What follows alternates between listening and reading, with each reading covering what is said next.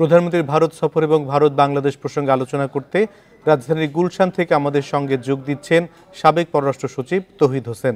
জনাব তৌহিদ হোসেন, আপনাকে স্বাগত জানাচ্ছি।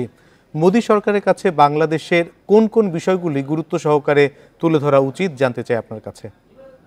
এখন জন্ম সনদ দিয়ে খোলো বিকাশ স্টুডেন্ট অ্যাকাউন্ট, নিজের বিকাশ নিজে কর। আমাদের যেসব কনসার্ন আছে তার সবগুলিই তো তুলে ধরা যেতে পারে। আমাদের যেটা নিয়ে আপনারা বেশ কিছুক্ষণ এখন আলাপ আলোচনা করলেন, একটি হচ্ছে যে গঙ্গার পানি বন্টন চুক্তি তো মেয়াদ শেষ হয়ে যাচ্ছে, সেটা নবায়ন করতে হবে। তিস্তা অবশ্যই আছে, সীমান্তে মানুষ হত্যা আছে, এছাড়া ব্যবসা সংক্রান্ত বিষয় এবং আরো যে অনেকগুলি নদী আছে সেগুলি নিয়ে কথাবার্তা বলা যেতে পারে। এগুলি সবই নিশ্চয়ই উত্থাপিত হবে। তবে আমি যেটা মনে করি যে ঝট করে এগুলির কোনোটিরই সমাধান বোধহয় এই সফরে আসা না করাই উচিত হবে। এই জন্য যে আমাদের এই ধরনের যে কোনো সমস্যার সমাধান করতে গেলে সামিট লেভেলের মিটিং এর আগে থেকেই কিন্তু আরো নিচু পর্যায়ে, মন্ত্রী পর্যায়ে, সচিব পর্যায়ে বা আরো নিচু পর্যায়ে প্রস্তুতিমূলক অনেক সভা অনুষ্ঠিত করতে হয়। সেটা কোনো লক্ষণ আমরা দেখিনি এবার। কাজে আমার মনে হয় না যে এই বিষয়গুলোতে খুব বেশি অগ্রগতি এবার সম্ভব হবে। তবে প্রধানমন্ত্রী যখন যাবেন তখন নিশ্চয়ই তিনি আমাদের সব কনসার্নই সেখানে উল্লেখ করবেন। যে আপনি বলছিলেন যে সীমান্ত হত্যা, তিস্তা, গঙ্গার পানি বন্টন চুক্তি এসব নিয়ে আলোচনা হতে পারে, কিন্তু আমরা বারবারই দেখতে পাচ্ছি যে আলোচনা হয়, কিন্তু মনে হয় যে ভারত সরকারকে প্রবল চাপ দিতে পারছে না বাংলাদেশ। কেন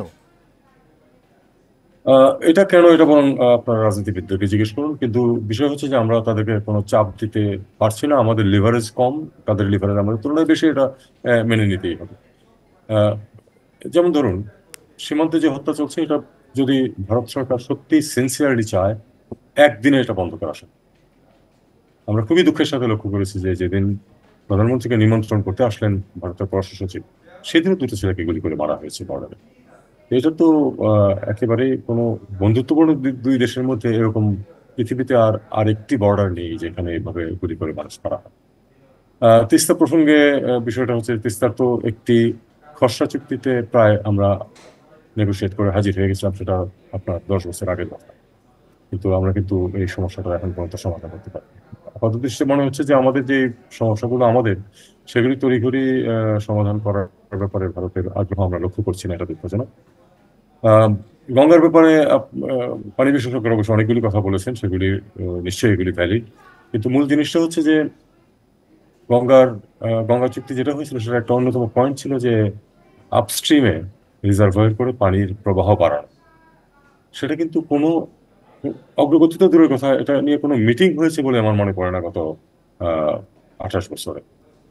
এতদিনে এই কথা বলে আবার এখন নতুন করে যদি এটা উত্থাপিত হয়, আবার যদি এটা কোল্ড স্টোরেজে চলে যায়, তেমন কোনো ফায়দা নেই। আর একটা জিনিস আমাদের মনে রাখতে হবে, আমরা যতই বেসিন ভিত্তিক সমাধান ইত্যাদি করি না কেন, হিসাবপত্র করতে গেলে তখন ভারতীয়রা যে হিসাবটা আমাদের সামনে দেবেন সেটাই আমাদেরকে মেনে নিতে হবে অনেক সময়।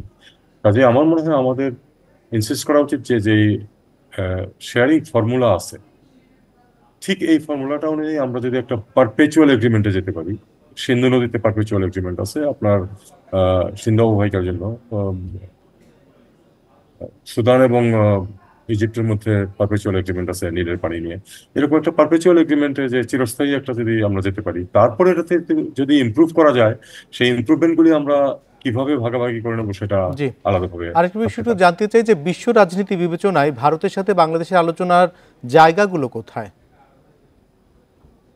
এটা খুব একটি তাত্ত্বিক প্রশ্ন হয়ে গেল আসলে। যদি আর একটু স্পেসিফিক করি, তাহলে মিয়ানমার ইস্যুতে ভারতকে আমাদেরকে সহায়তা করতে পারে? সহায়তা করতে পারে কিনা সেটা হলো একটি প্রশ্ন, সহায়তা করার চেষ্টা করবে কিনা সেটা আরেকটি প্রশ্ন। চূড়ান্ত বিচারে প্রত্যেক দেশে তার নিজের স্বার্থ দেয়, এবং এটা তো অবধারিত যে মিয়ানমারের ব্যাপারেও ভারত নিজের স্বার্থই দেখেছে। কখনোই কিন্তু এই যে আমরা গত 6-7 বছর যাবত একটা সমস্যা আছে, এটা নিয়ে ভারত কোনো ভূমিকা কিন্তু কখনোই পালন করে। তারা কিছু ঘর টর তৈরি করে দেবে বলে, ঘর তৈরি তো কাজে লাগবে, ওপাশে যেতে পারবে, ওপাশে যাচ্ছেই না কেউ বা যাওয়ার মতো পরিবেশ সৃষ্টি হচ্ছে না, ঘর দিয়ে আমি করবো তাকে। তো এই ক্ষেত্রে আমার খুব সন্দেহ যে ভারত কোনো অগ্রণী ভূমিকা এক্ষেত্রে পালন করবে কিনা, কারণ লক্ষণ তো আমরা এখন পর্যন্ত দেখিনি। কাজে যেটা লক্ষণই নেই সেটা নিয়ে অনর্থক আমরা আশাবাদী হতে যাবো কেন? জি। জনাব তৌহিদ হোসেন, আপনাকে অনেক ধন্যবাদ আমাদেরকে সময় দেওয়ার জন্য।